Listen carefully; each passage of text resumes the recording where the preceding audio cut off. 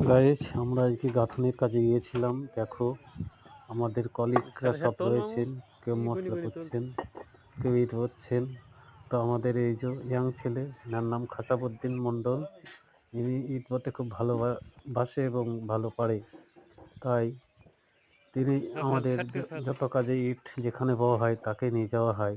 তার জন্য যদি আপনারা তার ইট বওয়াকে পছন্দ করেন তাহলে ভিডিওটা অবশ্যই লাইক কমেন্ট শেয়ার করবেন। আর এই দেখেছেন আমাদের খাসাবদ্দি কড়া ইট নিয়েছে, বয়স কেবল 16। আর এই যে আমাদের 36 বছরের ছেলে, এই যে ইট নিয়েছে 13টা, আর এখানে উনি নিয়েছেন 15টা।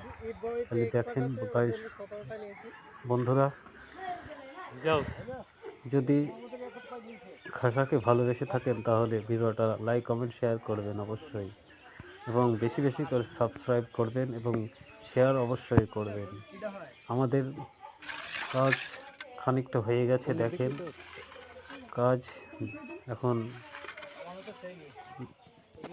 ঝাঁটানোর কাজ চলবে। এই একটা দেয়াল এটা কমপ্লিট হয়ে গেছে, এবার মশলা গরম হচ্ছে।